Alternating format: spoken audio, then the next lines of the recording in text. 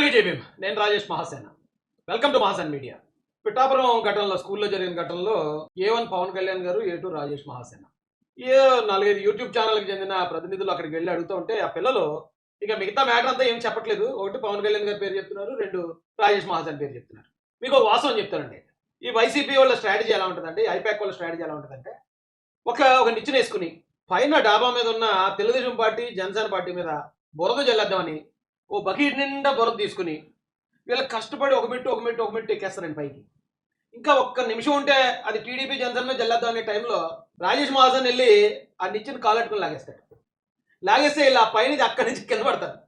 కింద పడి మేము కింద పడ్డానికి కారణంగా రాజేశాడు కాబట్టి ఈ బురద వేస్ట్ అవ్వకుండా ఇటు మీద జల్లేద్దాం నా మీద జల్లేక. మీకు ప్రవీణ్ పాడాల గారి విషయంలోనే అదే జరిగింది. వాళ్ళు చాలా గట్టిగా ట్రై చేశారు. అంతా బాగానే చేసామే, మేనేజ్ చేసాం, ఎక్కడ దొరికేసాం అబ్బా అంటే అదో రాజేష్ గడు వచ్చి అని చెప్పేసాడండి. మొత్తం క్రిస్టియన్స్ అందరూ రెచ్చిపోయే క్రిస్టియన్స్ అందరినీ చల్లార్చేసాడు అని చెప్తే, అయితే ఆండే క్రిస్టియన్లకు వ్యతిరేకంగా క్రియేట్ చేసేయండి, ప్రచారం చేసేయండి అన్నారు. మొత్తం మ్యాటర్ అంతా పక్క వెళ్ళిపోయింది. వైసీపీ సోషల్ మీడియా అంతా నామే పడి ఏడ్చారు ఆ రోజు. ఇప్పుడు కూడా పాపం అపవంశం తెలియని పిల్లలు, 6వ తరగతి పిల్లలు, అది ఎస్సీలు కావచ్చు, బీసీలు కావచ్చు, ఓసీలు కావచ్చు, అక్కడ ఎస్సీల నుంచి వెళ్ళిన తల్లులు ఎవరైతే ఉన్నారో వాళ్ళకు కూడా ఏ పాపం పుణ్యం తెలియదు. వాళ్ళు ఏదో గొడవ అయిందని పిల్లలు వచ్చి చెప్పారు. సరే అడుగుదాం కదని టీచర్ దగ్గరికి వెళ్ళారు. ఈ పిల్లలు మమ్మల్ని కులం వైపు చూపిస్తున్నారు, కులం పేరుతో తిడుతున్నారు అని ఎప్పుడైతే తల్లిదండ్రులు చెప్పారో వాళ్ళ మనసుకు బాధ అయింది. అరే మాలాగా మా పిల్లలు ఉండకూడదని చదివిద్దాం అనుకుంటే ఆ చిన్న పిల్లల మీద కూడా వివక్ష చూపిస్తున్నారనే బాధలో ఆ తల్లిదండ్రులు వచ్చారు. అదే మాస్టర్లను అడుగుతున్న క్రమంలో సడన్ గా 10 టీవీ ఛానల్స్, సాక్షి టీవీతో సహా వచ్చేటప్పటికి ఏం జరిగిందమ్మంటే వాళ్ళకి ఏం తెలుసో అదే చెప్పారు పాపం. కానీ ఇప్పుడు ఈ రోజున అక్కడ మాట్లాడుతూ ఉంటే ప్రతి ఒక్కరు కూడా రాజేష్ మహాసేన్ రాజకీయం చేశాడు అంటారు. అలాగే డిప్యూటీ సీఎం పవన్ కళ్యాణ్ గారు ఒక స్టేట్మెంట్ ఇచ్చాడు. ఆయన ఆ స్టేట్మెంట్ విని ఆయన కూడా తిడుతున్నారు.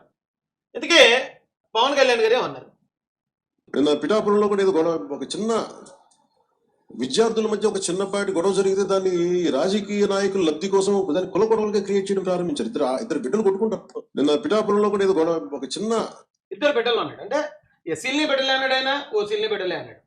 ఇద్దరు బిడ్డలు కొట్టుకుంటే రాజకీయం చేయడానికి చూస్తున్నారు వైసీపీ వాళ్ళు ఆటోమేటిక్గా అని ఆయన అంటే, ఆయనే రాజకీయం చేస్తున్నాడని ఆయన తిట్టిస్తున్నారు వెళ్ళి ఆ పిల్లలతోనూ వాళ్ళ తల్లితో చెప్పి, ఇగో మిమ్మల్ని పవన్ కళ్యాణ్ గారు ఇలాగ అనేసారు, మిమ్మల్ని అవమానించేసారు, మీరు రాజకీయం చేస్తున్నారంటే వాళ్ళు మేము రాజకీయం చేయడం వాళ్ళు బాధపడి తిడుతున్నారు. ఎందుకంటే నిజమే, పాపం వాళ్ళు రాజకీయం చేయలేదు, వాళ్ళు బాధే చెప్పారు.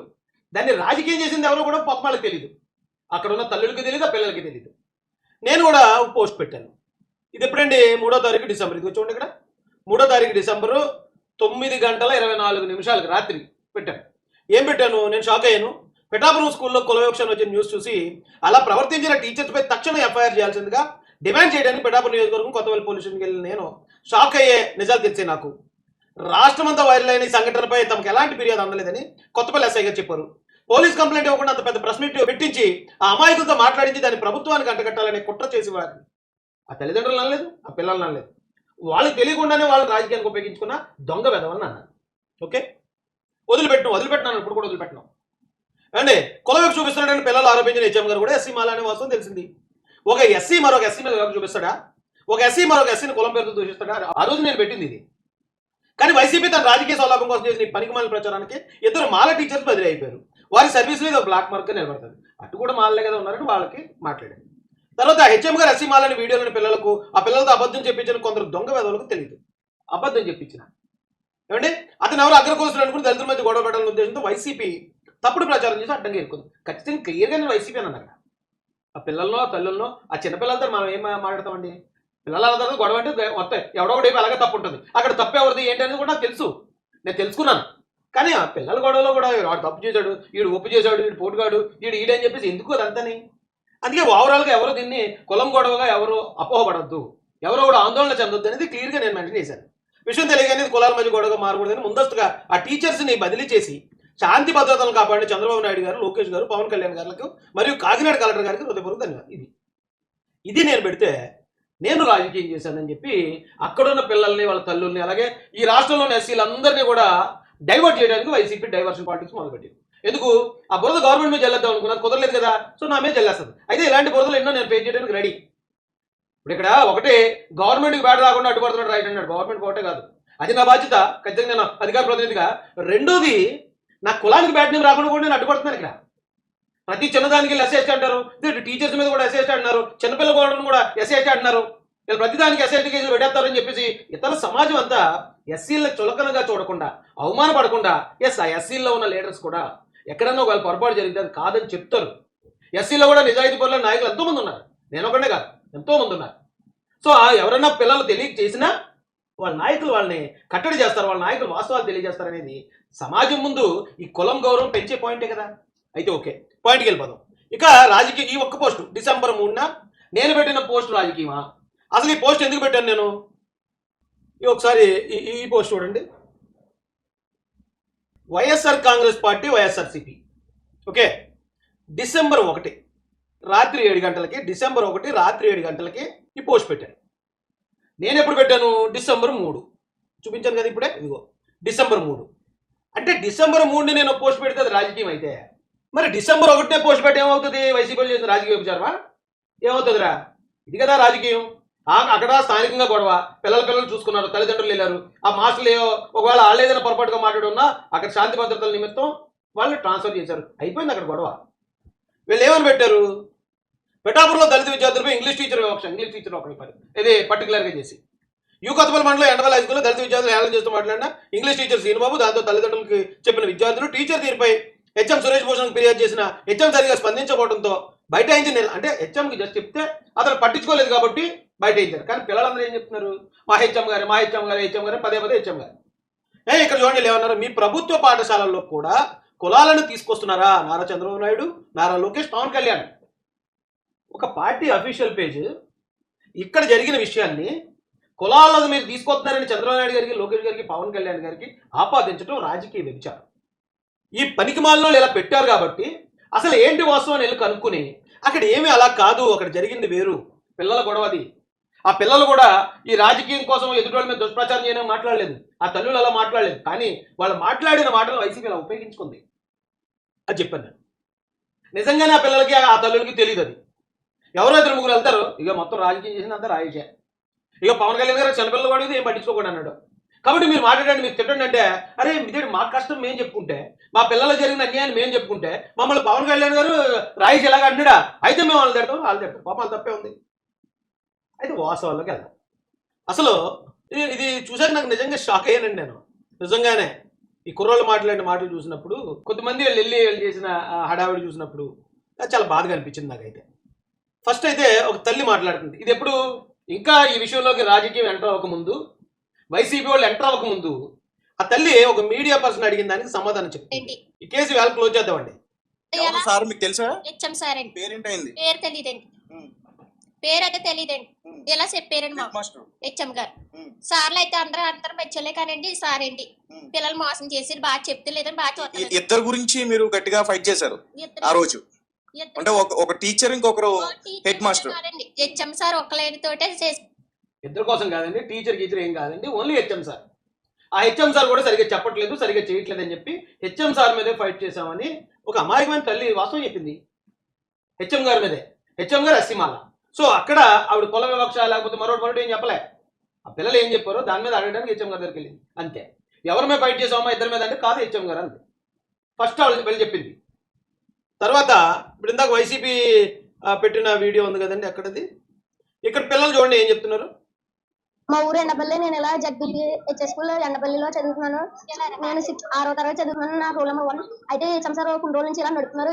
ఏంటంటే కుర్రోళ్ళు హెచ్ఎం సార్ ఈ కుర్రోడు కూడా ఎస్సీపేట ఏం డిక్లేరు, మాల్జాతి ఏం డిక్లేర్ అంటారు. శ్రీనివాస్ సార్ ఏమో ఇలా మీ అసలు ఏం కాదు, మీరు ఏమన్నా తక్కువ అనుకుంటున్నారా, అంటే ఎవరు భయపడరు అని శ్రీనివాస్ సార్ అంటారు. మాకు ఈ ఇద్దరు హెచ్ఎం సార్లు వద్దు, మాకు మేము ఈ స్కూల్ కావాలనుకుంటలేదు అసలు. మరి సార్లు అన్నం వల్ల కుర్రోళ్ళు కూడా అన్నం పట్టారని మేము నమ్ముతున్నాం. అలాగే ఈ ఇద్దరు హెచ్ఎం సార్లు తీసుకోవాలని మేము కోరుకుంటున్నాం. సెకండ్ గురించి పైకి వెళ్తే నాకు క్లిప్ కట్టినారు, క్లిప్ కట్టినారు. మా క్లాస్ లో చదువుకున్న వాళ్ళు, అదే మా టీచర్స్ వాళ్ళు అందరినీ ఉసేగిస్తా అన్నారు. మళ్ళీ మా క్లాస్ లో చదువుకున్న మూడు ప్రేరణ గార్డెన్ తిట్టారు. సబ్జెక్ట్ ఉసేగిసే అంటున్నారు, గాడిద తిట్టారు. ఈ అమ్మాయి చెప్పే మాటలు ప్రవర్తిస్తున్నారు. మాకు హెచ్ఎం సార్ వద్దు, మళ్ళీ హెచ్ఎం సార్ వద్దు, హెచ్ఎం సారే ఉసేగిసే అన్నారట, గాడిద తిట్టారట. అయితే యాక్చువల్గా ఇప్పుడు పిల్లలకి ఒకవేళ తిట్లు అనేది చాలా కష్టంగా అనిపించవచ్చు, కానీ మేము చదువుకునేటప్పుడు అయితే మరి ఘోరం తిట్టేవారు. ఇలాగా డెస్క్ ఇలా లాగి ఏలు పెట్టి ఇలాగా నొక్కేసేవారు. మా చేత బెత్తం తెప్పించి మా చేతిలో వాయి పొడిచేవారు. అలా మామూలుగా ఉండేవి కదా అప్పుడు. అయితే ఓకే, ఇప్పుడు ట్రెండ్ మారింది, అడ్వాన్స్గా ఉన్నారు పిల్లలు. వీళ్ళేమి ఎక్కడ ఎవరు మమ్మల్ని కొట్టేవారు పాలన సారు, లేకపోతే మమ్మల్ని ఎలాగన్నారు అనేది లేదు. ఎక్కడ ఎవరిని కొట్టలేదు, కేవలం మాటల వరకు జరిగాయి. హెచ్ఎం సార్ హెచ్ఎం సార్ కూడా ఎస్సీ మాల అదొకటే.